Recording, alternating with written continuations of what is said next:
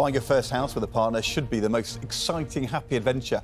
But one young gay couple from London was shocked when their search to find the perfect property turned into an unthinkable act of discrimination. Yes, they spotted their dream home, messaged the owners to arrange a viewing of the three-bedroom house in Surrey. But Lachlan, who is a senior producer here at Good Morning Britain, and his partner Luke were told, no, you can't come and see it, because the people selling it did not want to sell their home to two men in a partnership, as it's contrary to the teaching of God. Understandably upset, Lachlan shared the message exchange on social media, where thousands of people came out in support. And Luke and Lachlan both join us now, alongside a barrister who is an expert in discrimination, Naomi Cunningham. Thank you, all of you, for talking about this. Lachlan, you know, this story broke when, for the rest of us, when we're actually on air. And I know it's utterly shocking to me that anybody could say that they're not even going to let you see the house, let alone sell you the house, because you're gay. What impact did that have on you? It was devastating. This has been a long time coming for us to get to this point in our lives where we're ready to find a home, and to have that reaction for literally the first property that we were going to look at was devastating and really upsetting. Yeah. Particularly for Luke. Yeah, you've been in a relationship for 8 years. Yeah, a long time. Which is longer than many people have been together before they decide to buy their first house. So you see this lovely place, Luke, and you contact the estate agents and say... You speak directly to the owners of the house on the site that we use. Because it's a particular online estate agency where they sort of cut out the middle person. Yeah, exactly. And then what was the message that you got back?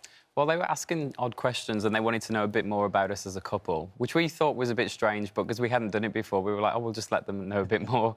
So we said, you know, we're in a relationship, Lachlan's brother lives in the area, so we were looking at buying there. And then they sent back the response saying that they don't even want us to view the house, and quoted the Bible at us, and it was shocking, wasn't it, when we saw it? I mean, initially, I did laugh for the first few seconds because I thought it was a joke.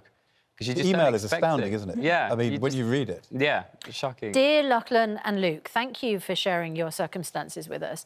We're sorry if we seem intrusive, but we just want to make clear that we would be unwilling for two men in a partnership to view or buy our house, as it is contrary to the gracious teaching in God's word, the Holy Bible. And then there's two examples from Romans and Jude with regards.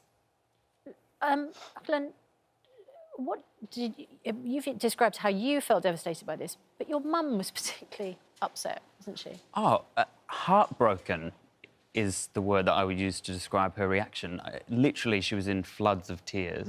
I think, you know, to follow our journey for 8 years, but obviously, you know, as her son, realising what a huge step this was for me personally, and to be faced with that, she was devastated. I actually didn't want to tell her that this had happened, but she was. We'd told her, look, we found this beautiful home. It's close to where my brother lives, and she was understandably really excited for us. Is that, in either of your families, is Christianity or faith an important factor? I grew up going to the church as well. My grandparents were strict Christians. Every Sunday we'd go to church, Boys Brigade, Sunday school. So, and a lot of my mum and dad's friends are Christians, and no one has ever responded in that way to me when I came out 8 years ago. And I think that was why it was so shocking. There's been such a big change, hasn't there, in our society over the last 20, 30 years. Absolutely. And you kind of assume that this battle's been won. And then you have this kind of experience and you realise that, you know, for so many people, all those old ideas are still there. What was the estate agent's reaction when you went back and told them? Look, in fairness to them, they were amazing. And I have to thank them for their response, because we didn't really know what we could do, having never been faced with a situation like this before. So to kind of put it out there and ask them the question, what can be done, and to have them respond the way they did was really meaningful for us. What did they say? We felt so supported. They just said, look, this is completely contrary to our values and beliefs as an organisation, as a company. We'll remove the listing. And not only that, but they followed up with us consistently afterwards. I had a phone call from their CEO, and just they were really supportive. Let's talk about this then with a legal expert, Naomi Cunningham. Very good morning to you. Does this count as discrimination against a gay couple? Or, as I think some people might wonder, is this something that you can do under the Human Rights Act because it's your religious belief? To my mind, it's pretty clear. I mean, it certainly is discrimination on grounds of your sexual orientation. Not all discrimination is unlawful. You have to look in the Equality Act to work out whether or not this particular act of discrimination is unlawful. But Part 4 of the Equality Act deals with the disposal of premises and makes it pretty clear that if you say that somebody can't buy your house because of their sexual orientation, that is unlawful, prohibited discrimination contrary to the Equality Act. So the legal position, to my mind, is really very straightforward. And this has been tested before, hasn't it? There was a B&B case in Berkshire where they tried to discriminate against a gay couple and the courts found against them. Yes, and that was... I mean, in a sense, that was a much less extreme case because it was a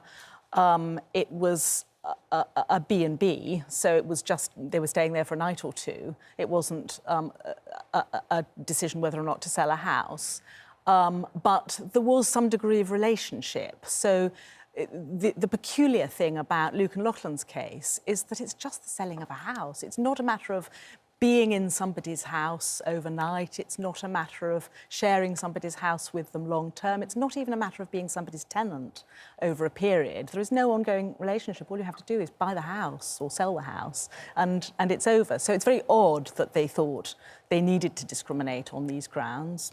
What's the problem for them? People might be thinking that there's another case where a bakery refused to print a slogan on a cake which was support gay marriage. And the bakers won that case, didn't they? They did, yes. And there's an important distinction between that case and this case. If the gay couple in the cake case had said, "Would you bake us a cake, please?"